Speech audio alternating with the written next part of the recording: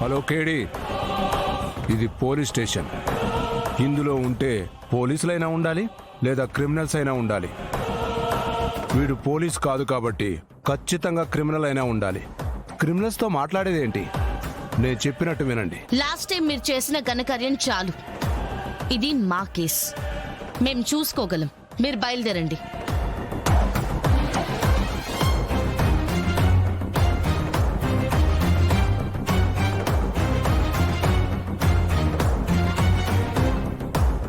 రే అభి, Tripathi call చేసి రమ్మని చెప్పు.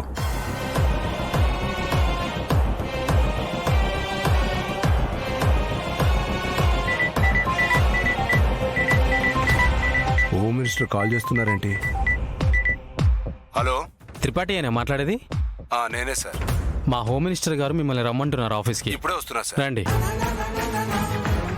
బావా, నాకు ఒక డౌట్. ఏంటి? హోమ్ మినిస్టర్ అయ్యే వరకు కూడా నీ ఫోన్ నువ్వే నొక్కునేవాడు కదా, మరి హోమ్ మినిస్టర్ అయ్యాకెందుకు ఫోన్ నంబర్లో నొక్కడానికి ఒకడు, ఫోన్ వస్తే ఎత్తడానికి ఒకడు? ఖాళీగా పెట్టుకుని జీతం ఇవ్వాలి కదరా, చెప్పిన పని చేయి చాలు. నాన్న రండి, నాన్న త్వరగా రండి, నాన్న రండి, నాన్న రండి. అక్క, బాబాయ్, అనయ్య, తమ్ముడు.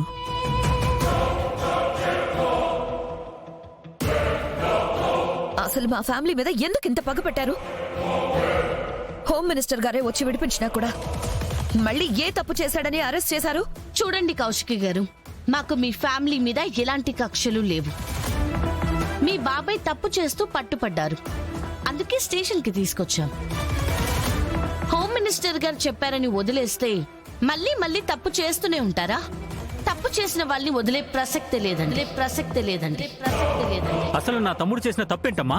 సార్, లాయర్ గారి మర్డర్ కేసు విషయంలో మీ తమ్ముడు ఆల్రెడీ ఇన్వాల్వ్ అయ్యారు. కానీ హోమ్ మినిస్టర్ గారు వచ్చి మీ ఫ్యామిలీ అలాంటి ఫ్యామిలీ కాదని, గొప్ప ఫ్యామిలీ అని విడిపించుకొని తీసుకెళ్లారు. కానీ ఈ రోజు మళ్ళీ ఆ లాయర్ గారి భార్యతో గొడవ పడుతున్నారు, గన్ ఏం చేసి బెదిరిస్తున్నారు. అంతెందుకు, మా మీదే గన్ ఏం చేశారు. కేడి, ఆ గన్ తీసుకురా.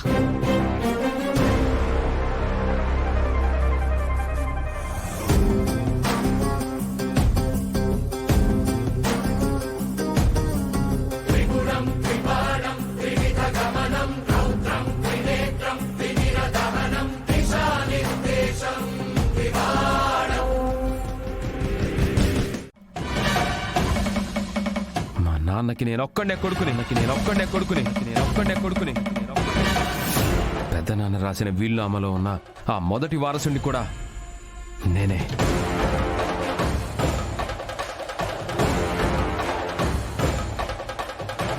అయినా వీలునామాలో ఒక పేరు కొట్టేసినట్టుంది వదినా. ఆ పేరు కాచిలాగే ఉంది కదా. అంటే పెద్దనాన్న నాకు కూడా ఆస్తి దక్కాలని రాసుంటారు. మరే అసలు ఏం మాట్లాడుతున్నావు కాచి? నీ పేరు మీద ఎందుకు రాస్తారు? ఎందుకు రాయకూడదు నిష్క? మధుకర్ పెద్దనాన్న తన కూతురు కౌశికి అక్కకు ఆస్తి రాశారు, రెండో తమ్ముడు మొదటి సంతానానికి ఆస్తి రాశారు.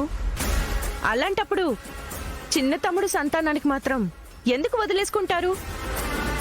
ఏందమ్మి, ఆస్తులనేసరికి ఆశలు పుట్టుకొస్తా ఉండాయి.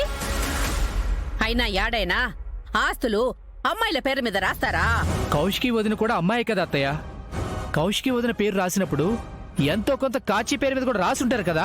రై నువ్వు మాట్లాడుకో, ఇది మా ఫ్యామిలీ విషయం. మీ ఫ్యామిలీయా? అంటే ఏంటన్నయ్య నీ ఉద్దేశం? బూచి మన ఫ్యామిలీ కాదా? ఇల్లరికం వచ్చాను కదా కాచి, అందుకే అందరికీ చిన్న చూపు అనుకుంటా. అనవసరంగా వీడితో గొడవ పడితే రిసెప్షన్లో నేను వేసిన బాంబ్ ప్లాన్ గురించి బయట పెట్టేస్తాడు. నా ఉద్దేశం అది కాదు బూచి బావా. ఈ ఆస్తి పంపకాలు మా ఇంటి వారసులకు సంబంధించిన విషయం అని చెప్తున్నాను. సరే, ఈ వీలునామా గురించి మనలో మనకి గొడవలు ఎందుకు యువరాజ్? ఇందులో ఏం రాశారో అది చేయడం నా బాధ్యత. ఎందుకంటే ఈ వీలునామా మా నాన్నగారు నాకు అప్పగించిన ఒక బాధ్యత. ఈ వీలునామాని ఆస్తులకు సంబంధించిందనో, పరువుకి సంబంధించిందనో, డబ్బుకు సంబంధించిందనో మీరు భావించకండి. ఇది ఒక నమ్మకానికి సంబంధించింది.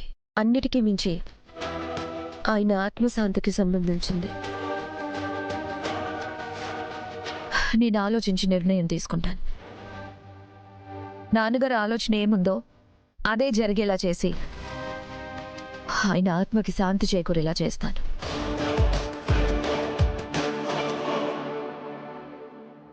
అక్క, ఆస్తిలో వాటా ఇస్తే మాత్రం మీతో పాటు నాకు ఇవ్వాలి. నేను కూడా ఈ ఇంటి వారసురాల్నే. నువ్వు ఈ ఇంటి వారసురాలువైనా వేరే ఇంటి కోడలివి. నీ ఇల్లు ఇది కాదు కాజీ. మేమంతా దయతలిస్తే నువ్విక్కడుంటున్నావు అంతే. ఇంకా ఎక్కువ మాట్లాడితే ఈ ఆస్తుల గురించి మాట్లాడాల్సి వస్తే